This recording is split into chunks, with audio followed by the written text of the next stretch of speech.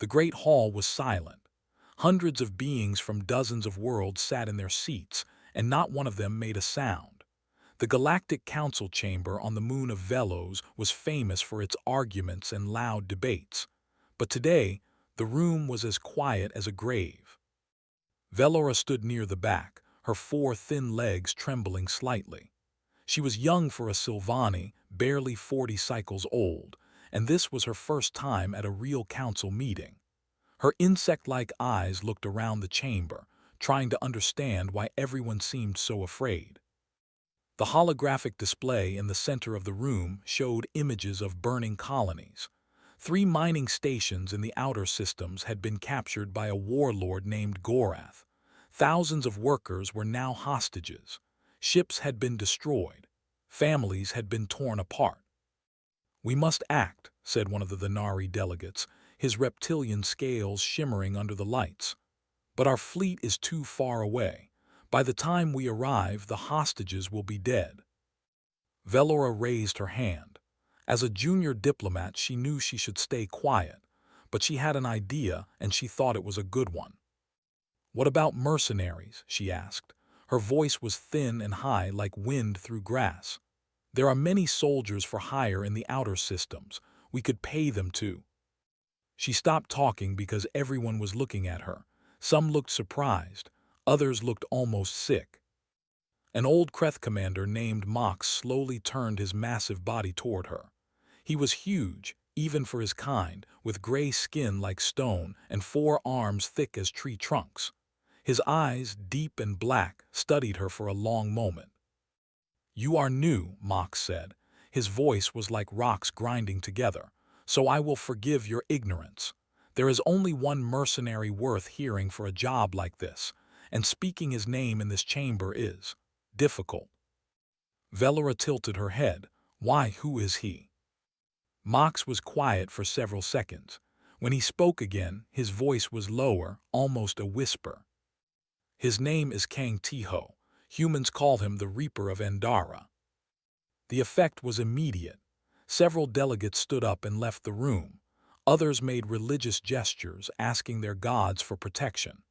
A Velen ambassador, a creature made mostly of floating gas, actually changed color from blue to pale yellow. Velora did not understand. She had heard of humans, of course. They were a young species from a small planet called Earth. They had only been part of galactic society for 200 years. They were supposed to be weak, short-lived, and unremarkable. "I do not understand," she said honestly. "What is so special about one human?" Mox let out a sound that might have been a laugh, but it held no humor. "Sit down, young one," he said, "and I will tell you a story that still gives me nightmares." Velora sat. The whole chamber seemed to lean in closer. 12 years ago," Mox began, "I was a war commander. I led 500 of our finest warriors to capture a human station called Endara. It was a simple mission.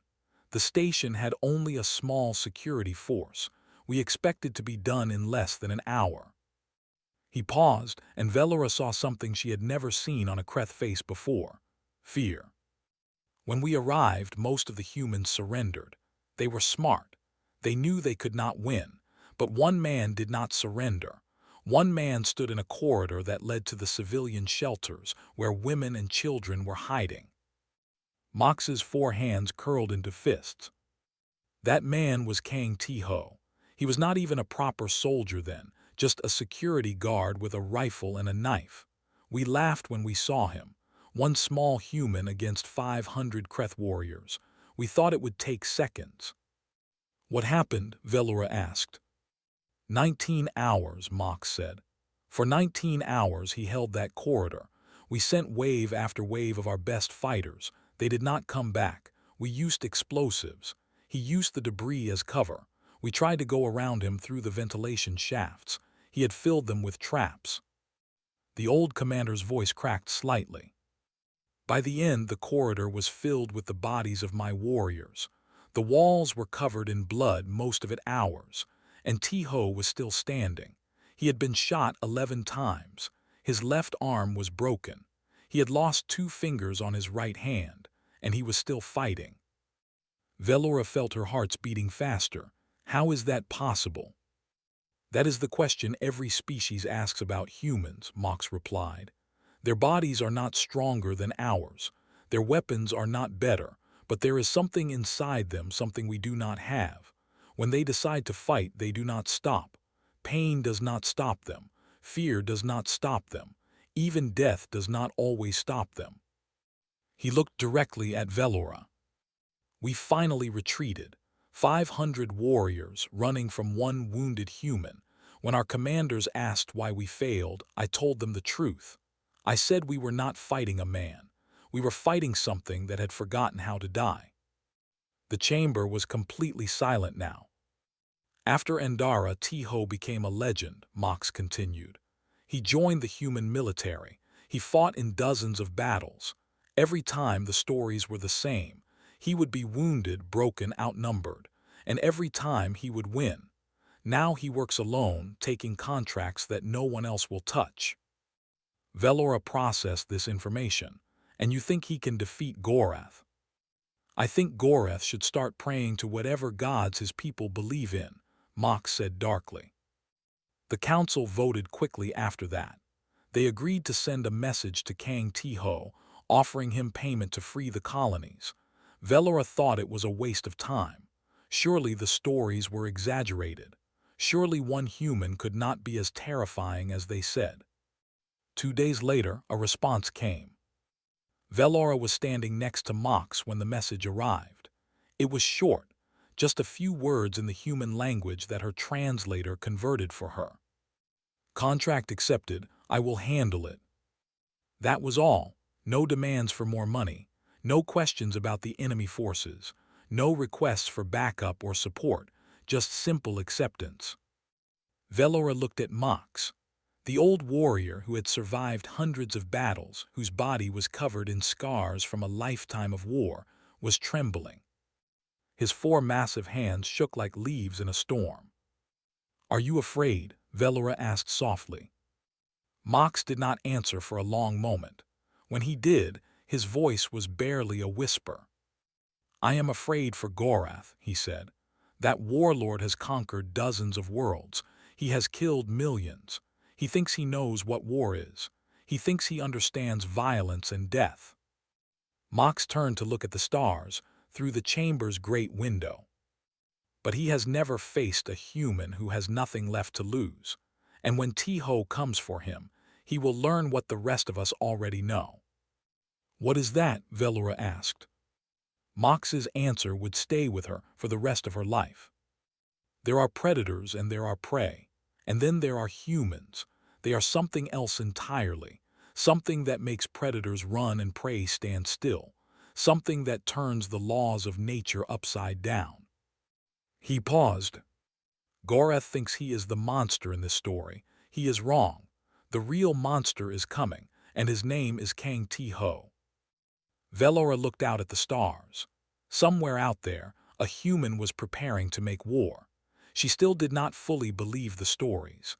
But looking at Mox, looking at the fear in the eyes of warriors and diplomats and leaders from 100 different worlds, she began to wonder. What kind of being could make an entire galaxy tremble at the sound of his name? She would find out soon enough. The ship was called Pale Wind, and it moved through space like a ghost. Velora stood at the observation window, watching the stars blur past as they traveled toward the occupied colonies. She had been assigned to this mission as an observer. Her job was to watch the humans and report back to the council. She had expected monsters. Instead, she found King Thiho sitting in the common room, reading a book. An actual paper book, the kind that humans used before they discovered space travel. He sat quietly in a corner, his eyes moving across the pages, completely still except for the occasional turn of a page. He was smaller than she expected. Humans were short compared to most galactic species. Thiho was average height for his kind, with black hair cut close to his head and a face that showed no emotion.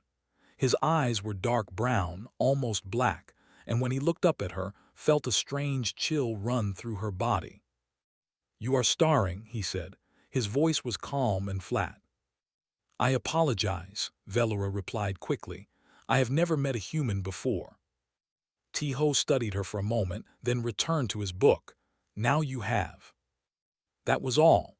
No threat, no display of power, no demonstration of why the galaxy feared him. Just a man reading poetry in a corner of a spaceship. Velora was confused. She found the other human in the medical bay. Her name was Yoon Sara, and she was Thiho's partner. Unlike Thiho, Sara seemed willing to talk. She was organizing medical supplies when entered, her hands moving with quick precision. "You are the observer," Sara said without looking up. "The council sent you to watch us." "Yes," Velora admitted. "I hope that does not offend you." Sara smiled slightly. It was a strange expression on a human face, Velora thought, something between sad and amused. "I am used to being watched. Every species watches us. They want to understand why humans are different." Velora moved closer. "Are you different?" Sara finally looked at her. The human woman had a kind face, with eyes that seemed to hold great warmth. But there was something else there too, something hard and cold, hidden beneath the surface. "Let me tell you about human biology," Sara said. "Maybe that will help you understand." She held up her hand. "Human bodies are not impressive. We are weaker than Kreth, slower than the Nari, and we live shorter lives than almost every species in the galaxy. By all logic, we should be nothing. We should be prey." She closed her hand into a fist. "But evolution gave us gifts that other species do not have. Our bodies produce chemicals called adrenaline and endorphins. When we are in danger, these chemicals flood our system. Pain becomes distant. Fear becomes fuel.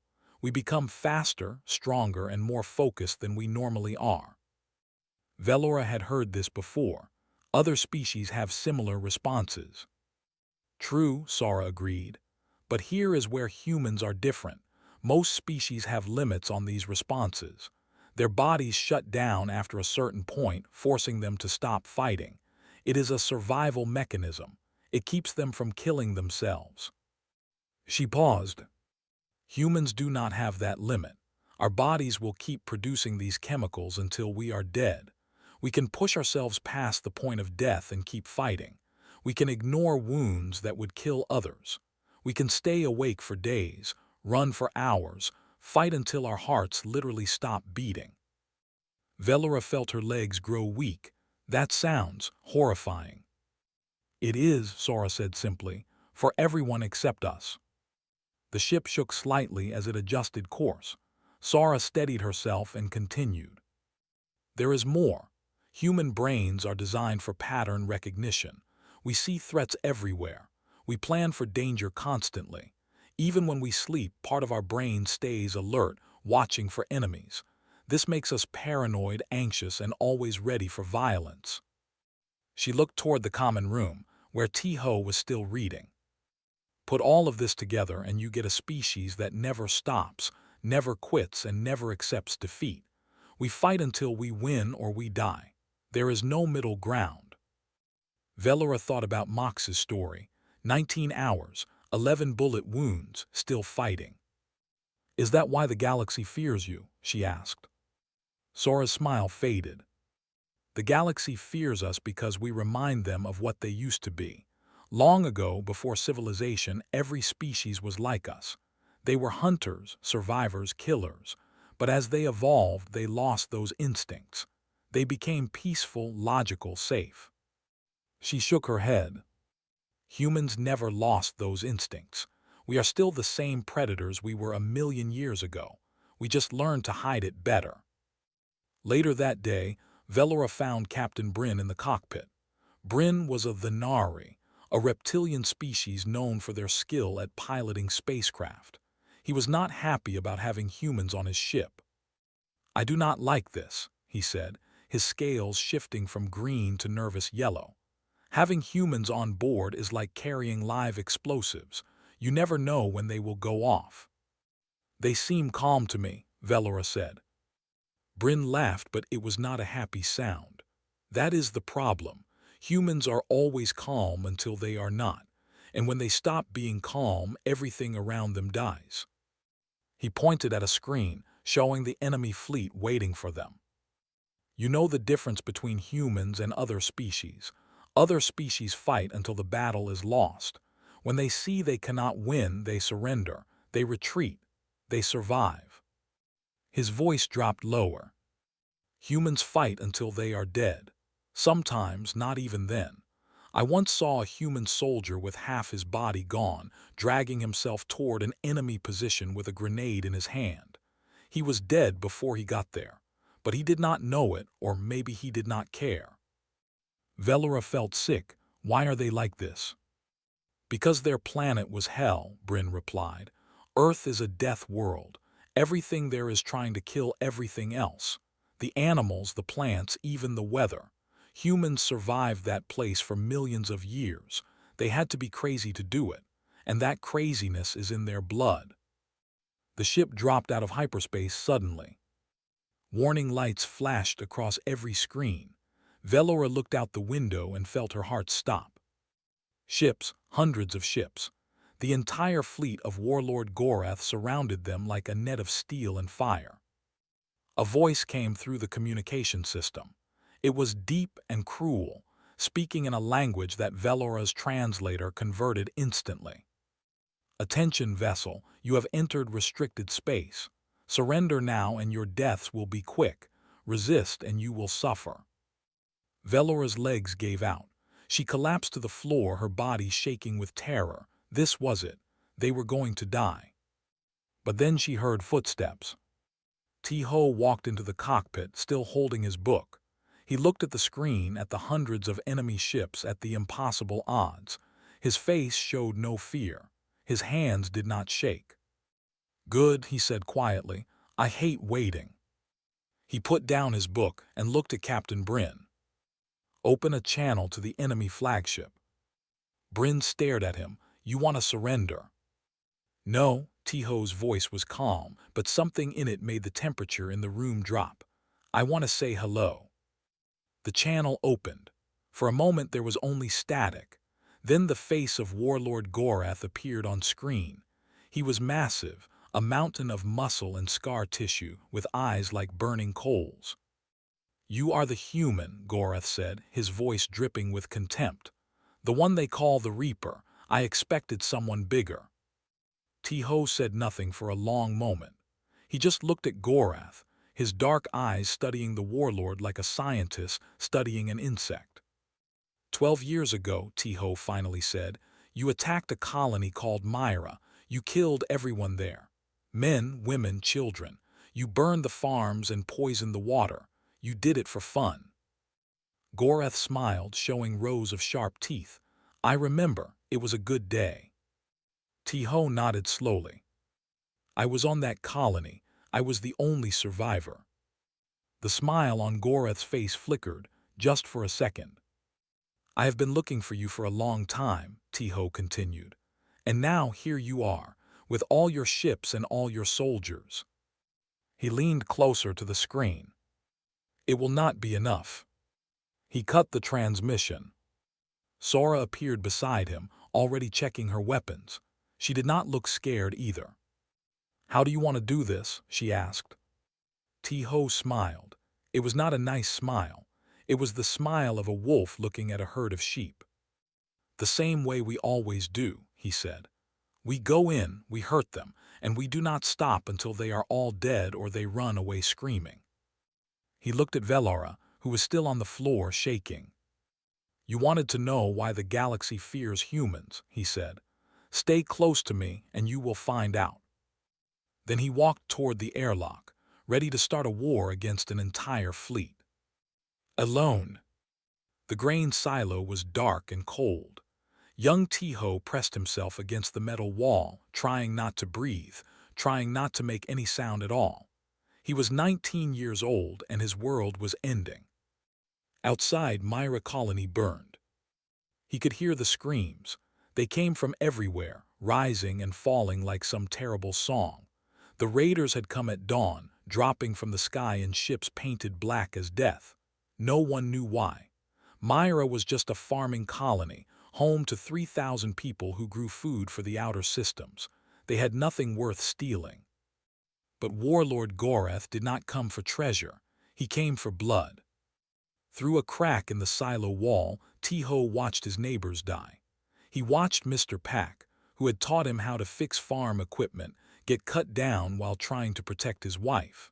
He watched little Jimin, only 7 years old, running toward her mother before a blast of energy turned her into ash. And he watched Yuna. Yuna had been his friend since childhood. They had grown up together, played together, made promises about the future together. She was kind and brave and full of dreams. She wanted to see Earth someday, to walk on the planet where humanity began. She never would. Thiho watched as the raiders found her hiding place. He watched as they dragged her into the street. He watched as she looked around, searching for help, searching for him. Their eyes met through that crack in the silo wall. He saw the hope in her face. She thought he would save her. She believed in him. And he did nothing. He stayed hidden, frozen with fear, as they killed her. Her scream was the last thing he heard before everything went silent in his mind. For 3 days he stayed in that silo. The raiders left after the first day, but he could not move. He sat in the darkness, surrounded by the smell of burning grain and burning bodies, staring at nothing. When rescue ships finally arrived, they found him still sitting there. His eyes were open, but he was not really seeing anything. The medics said he was in shock. They said it was normal for survivors of such trauma. But Thiho was not in shock. He was changing. Something inside him had broken during those 3 days. The part of him that felt fear, that hesitated, that hoped for the best. It was gone.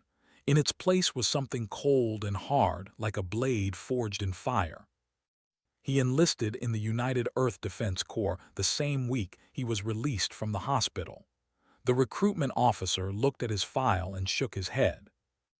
"You are a farm boy," the officer said. "You have never held a weapon in your life. What makes you think you can be a soldier?" Thiho looked at him with those new, empty eyes. "Because I have nothing left to lose," he said, "and I have someone to kill." The years that followed were a blur of training, combat, and death. Thiho was not a natural soldier. He was not the strongest or the fastest, but he had something that his instructors had never seen before. He simply did not care if he lived or died. Other soldiers hesitated in battle. They worried about getting hurt, about leaving their families behind. Thiho had no such concerns. He threw himself into danger without thought, fighting with a fury that terrified even his allies. He was wounded countless times, shot, stabbed, burned, broken. Each time he healed and went back to fighting. Each time he killed more enemies. Each time the stories about him grew. They started calling him the Reaper after Andara Station. That battle was supposed to be his last. He was alone, outnumbered, defending civilians who could not defend themselves. Everyone expected him to die. Instead, he made his enemies wish for death. 19 hours, 500 warriors, one man standing at the end, covered in blood that was mostly not his own. After Andara, the military did not know what to do with him. He was too valuable to waste but too dangerous to control. So they gave him freedom. They let him choose his own missions, his own methods, his own targets. He chose to hunt the raiders who had destroyed his home. For years he tracked them across the galaxy. One by one he found them. One by one they died. He was patient, methodical, unstoppable. He did not care about money or fame or revenge. He just wanted them gone. And then he found Sora. She was a medic on a colony ship that Thiho was protecting. When raiders attacked, she worked for 30 hours straight, saving lives, refusing to stop even when her hands were shaking from exhaustion. He watched her pull a piece of metal out of her own leg and keep working without making a sound. Later, she found him sitting alone in the ship's cargo bay, staring at an old photograph. Who is she? Sora asked, looking at the picture. Thiho did not answer for a long time. Her name was Yuna, he finally said. She was my friend. She died because I was too scared to help her. Sora sat down beside him. Is that why you do this? Fight like you have nothing to live for. I do have nothing to live for, Thiho said. Yuna was my future. When she died, my future died with her. Sora was quiet for a moment. Maybe, she said, you need a new future. She held out her hand. I am not going to tell you to stop fighting. I know you cannot, but maybe you do not have to fight alone. Thiho looked at her hand, then at her face. He saw something there that he had not seen in years. Not pity, not fear, just understanding. He took her hand. That was 8 years ago.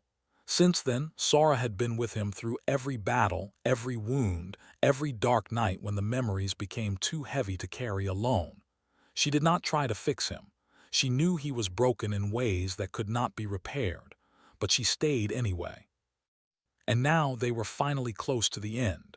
Gorath, the warlord who had taken everything from him, was waiting with his fleet. The memories faded as Thiho opened his eyes. He was in the airlock of the Pale Wind, checking his weapons one last time. Rifle, pistol, knife, grenades, not enough to fight an army, but he did not need to fight an army. He just needed to reach one person. Sora appeared beside him, her medical kit strapped to her back, a rifle in her hands. Are you ready? She asked. Thiho looked at her. For a moment, just a moment, his face softened. I have been ready for 12 years, he said. He turned on his communication device and sent a message to Gorath's flagship. This is King Thiho.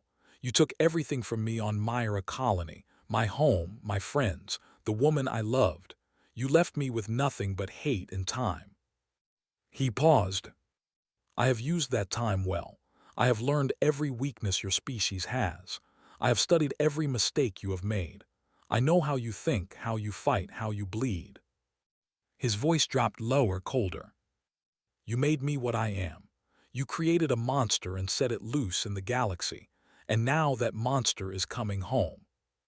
He cut the transmission and looked at the stars through the airlock window. Somewhere out there, Gorath was listening. Somewhere out there, the warlord who had never known fear was feeling it for the first time. Thiho smiled. Let us begin, he said. And the airlock opened to the darkness of space. Gorath sat on his throne and watched the screens with growing unease. Something was wrong. His fleet had surrounded the small diplomatic ship, cutting off all escape routes. His soldiers were the best in the sector, armed with weapons that could destroy cities. By every measure, he had already won. And yet he felt cold. The human's message played again in his mind. Those flat, dead eyes, that calm, certain voice. Most enemies begged or threatened or made desperate promises. This one had simply stated facts. I am coming, you will die. Gorath had conquered dozens of worlds. He had faced armies, fleets, entire civilizations. He had killed so many beings that he had lost count long ago. Fear was something he caused in others, not something he felt himself. But now, sitting in the heart of his flagship, surrounded by thousands of loyal soldiers, he felt a chill running down his spine. Where is he? Gorath demanded. His officers checked their screens. The small ship is still holding position. No movement detected. The humans must be planning something, but we have them completely surrounded. Gorath nodded, but the cold feeling did not go away. He had heard stories about this human, stories that seemed impossible. One man against armies. One man who did not know how to quit. Send boarding parties to the ship, Gorath ordered. Kill everyone on board. 3 shuttles launched from the flagship. Each carried 50 of his best warriors, armed and ready for battle. They crossed the dark space between the ships and connected to the diplomatic vessel's airlock. The first team went in. For 30 seconds, there was only silence on the communication channel. Then the screaming started. Gorath leaned forward, his massive hands gripping his throne. Through the static, he heard sounds of gunfire, explosions, and something else. Something wet and terrible. "Report," he shouted. "What is happening?"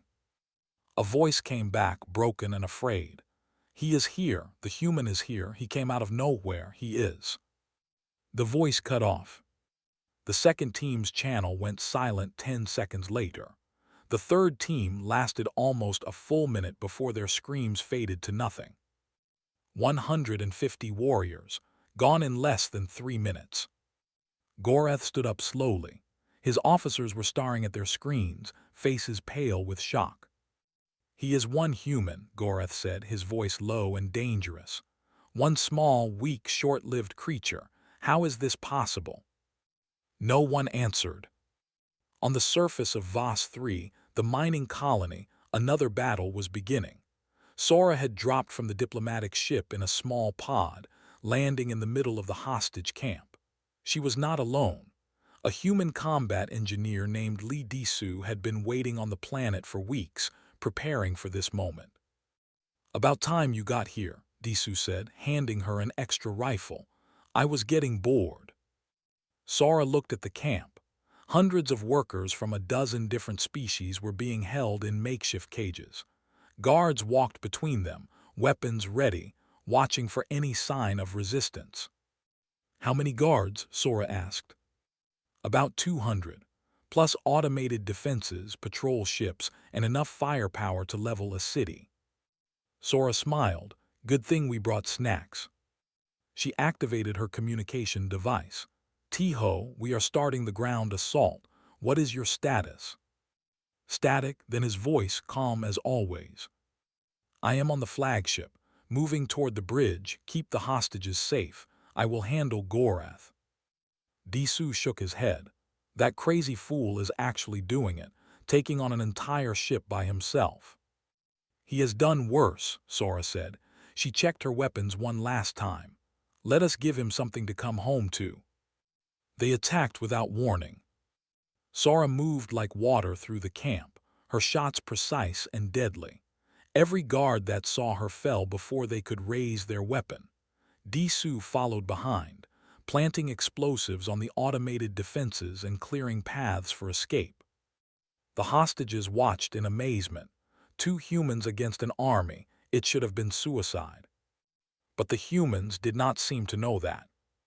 Sora took a hit to her shoulder halfway through the fight. The energy blast burned through her armor and seared her flesh. She stumbled, almost fell, then kept moving. A young alien child stood frozen in the middle of the chaos, too scared to run. A guard raised his weapon, aiming at the small body. Sora threw herself between them. The blast hit her in the back. She felt her spine light up with agony, felt her legs go weak. But she did not fall. She turned, still standing, and put 3 shots into the guard's chest. Then she grabbed the child and ran. "You are hurt," Disu shouted. "I noticed," Sora replied through gritted teeth. "Keep moving." They reached a shelter where the freed hostages were gathering.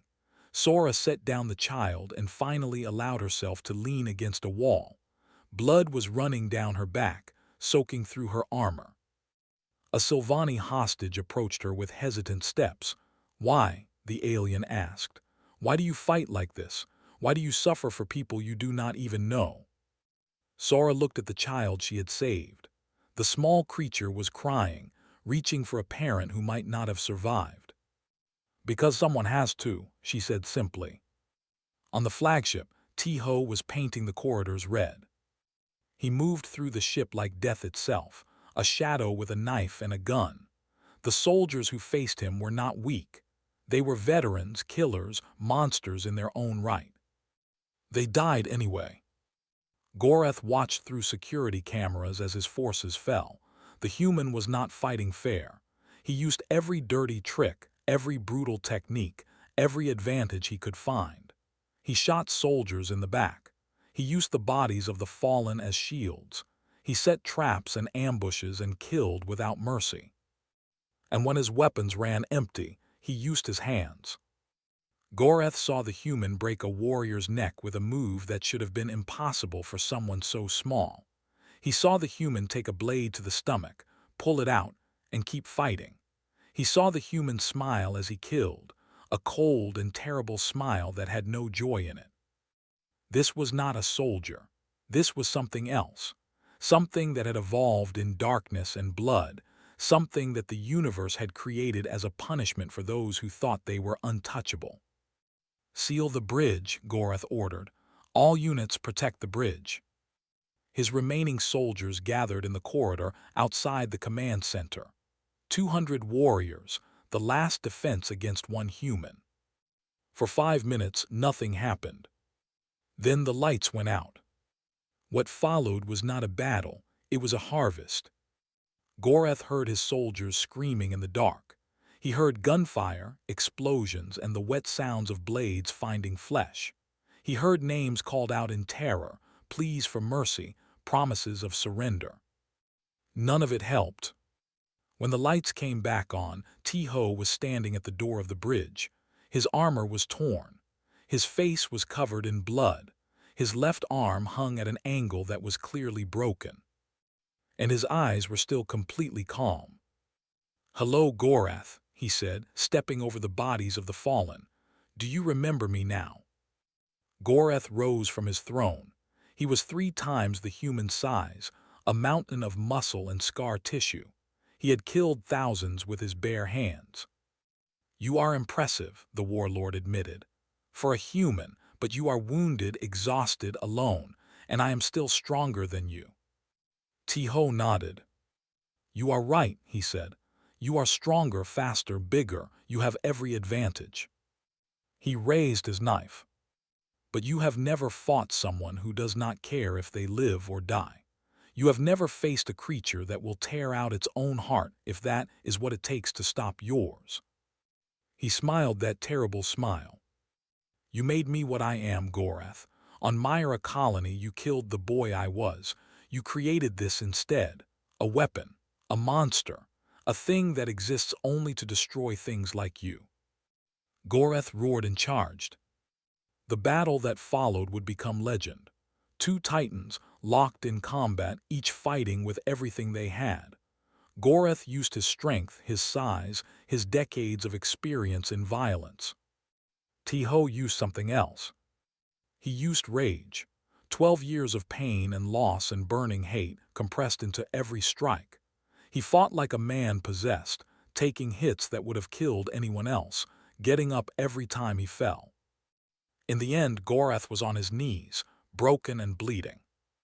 Thiho stood over him, barely able to stand himself. "Kill me," Gorath said. "Finish it." Thiho looked at him for a long moment. His hand tightened on his knife. Then he stepped back. "No," he said, "I am not going to kill you. The people you hurt are going to decide what happens to you. That is justice. What I do is just survival." He turned and walked away, leaving the warlord in the ruins of his empire. Outside the window, the remaining enemy ships were fleeing into the dark. The storm had passed. The colony of Vos 3 was quiet. The guns had stopped firing hours ago. The enemy ships had fled into the darkness between stars. The hostages were free, the wounded were being treated, and somewhere in the ruins of Gorath's flagship, a warlord sat in chains, waiting for judgment. It was over. Thiho sat alone on the bridge of the broken ship, staring out at the stars. His wounds had been bandaged, but he had refused to rest. He had something to do first. In his hand, he held a small photograph. The edges were worn and faded from years of handling. The image showed a young woman with a bright smile and kind eyes. She was standing in a field of grain, the sun setting behind her, her hair blowing in the wind. Yuna. He had carried this picture through every battle, every wound, every dark night when the memories became too heavy. It was all he had left of her, all he had left of the life he might have lived if things had been different. "I found him," Thiho said quietly, speaking to the photograph. "The one who took you away. He is alive, but he will never hurt anyone again. His people will decide his fate. I hope they choose something painful." He was quiet for a moment. "I wish you could see what I became, or maybe I do not. You would probably be disappointed. You always believed in the good in people. You always thought kindness was stronger than violence." A sad smile crossed his face. "You were probably right, but kindness could not save you, and after you were gone, kindness could not save me either." Footsteps approached. Thiho did not turn around. He knew who it was. Sora sat down beside him. Her wounds had been treated, but she moved carefully, still feeling the pain of the shots she had taken. She looked at the photograph in his hand but said nothing. For a long time they just sat there together, watching the stars. "Do you feel better?" Sora finally asked. "Now that it is over?" Thiho thought about it. "No," he said honestly. "I thought I would. I thought revenge would fill the hole inside me, but it just feels empty." Sora nodded. "That is how it usually works. Hate keeps you moving, but it does not give you anywhere to go." "Then why did I do all this?" Thiho asked.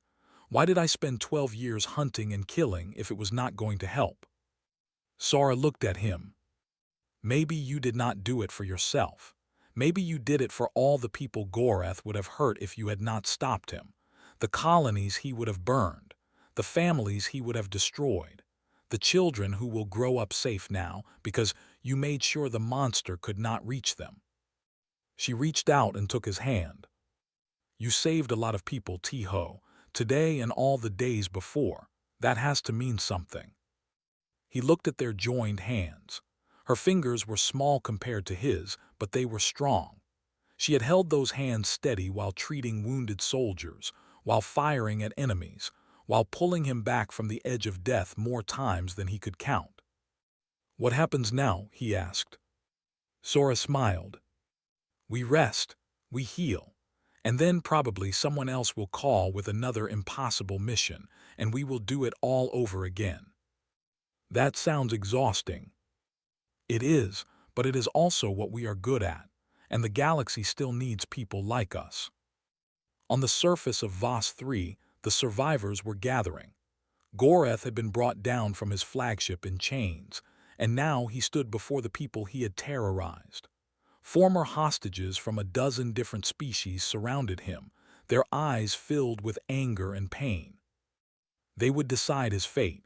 Not Thiho, not the Galactic Council, but the people who had suffered under his cruelty. That was justice. Velora watched from a distance. She had survived the battle, though she still could not quite believe it.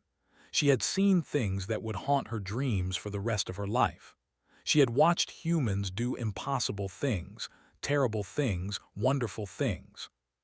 And she had finally understood. A Sylvani elder approached her. "The council wants your report," the elder said. "They want to know about the humans. What did you learn?" Velora was quiet for a moment, gathering her thoughts. "I learned that we were wrong about them," she said. "We thought humans were dangerous because they are violent, but that is not why we should fear them." "Then why?" "Because they love," Velora said. "They love so deeply, so completely, that when they lose what they love, it breaks something inside them. And from that broken place, they create something new. Something that can survive anything, fight anything, overcome anything." She looked toward the flagship, where Thiho was still sitting with his photograph. Thiho lost everything on Myra Colony. His home, his friends, the woman he loved. By all logic, that should have destroyed him. Instead, it made him into something that even death cannot stop. The elder tilted her head. "That sounds terrifying." "It is," Velora agreed. "But it is also beautiful in a strange way. Humans take their pain and turn it into purpose. They take their grief and turn it into strength. They refuse to let loss be the end of their story." She paused. "We call them monsters because we do not understand them. But they are not monsters. They are something more complicated. They are people who have lost everything and decided to keep living anyway." 2 weeks later, Velora stood before the Galactic Council and delivered her official report. The chamber was full. every seat taken by delegates from across the known galaxy. They had all heard the stories about what happened at Vos 3. They all wanted to understand. In conclusion, Velora said, her voice steady and clear, I believe the humans are not a threat to galactic peace. They are dangerous, yes, but they are dangerous in the way that a weapon is dangerous. In the right hands, used for the right purposes, they can protect us all. Elder Mox raised one of his massive hands. And if they are used for the wrong purposes? Velora considered the question. Then I suggest we pray, she said, because nothing in this galaxy can stop them. The chamber was silent. A message arrived at the council the next day. Another threat was emerging in a distant sector. A new warlord, a new army, a new danger to innocent lives. A young Thenari officer looked at the message with worried eyes. What do we do? He asked. Our fleet is still recovering from the last crisis. We do not have the resources to respond. Mox smiled, a rare expression for a Kreth warrior. There is someone we can call, he said. A human. His name is Kang Thiho. The young officer looked confused. One human against an entire army. That is what we thought at Andara Station, Mox replied, and at Vos 3, and at a dozen other battles where one human stood against impossible odds. He pulled up the communication system. Trust me, one is enough. Somewhere in the void between stars, a small ship drifted through the darkness. Inside, Thiho sat in the common room, reading his book of poetry. Sara was beside him, cleaning her medical equipment, humming a soft tune. The communication device beeped. Thiho looked at it, then at Sora. The galaxy wants us again, he said. Sora smiled. It always does. He read the message. Another planet in danger, another tyrant causing pain, another chance to do what he did best. He thought about Yuna, about the boy he used to be, about all the blood and fire and death that had brought him to this moment. Then he looked at Sora. Are you ready? He asked. She stood up, already reaching for her weapons. I am always ready. He nodded and set a course for the distant sector. Outside the window, the stars stretched into lines as the ship jumped into hyperspace. Another battle waited, another enemy who thought they were untouchable. They would learn the same lesson that Gorath had learned, the same lesson that the Kreth had learned at Andara Station, the same lesson that every tyrant and warlord and monster would learn sooner or later. The galaxy was vast and dangerous, and full of creatures that thought they were the most terrifying things in existence. They were wrong. Somewhere out there, traveling through the dark between stars, was something far more frightening. A human who had nothing left to lose. A human who refused to break. A human whose name made warlords tremble and armies scatter. His name was Kang Thiho. And he was just getting started.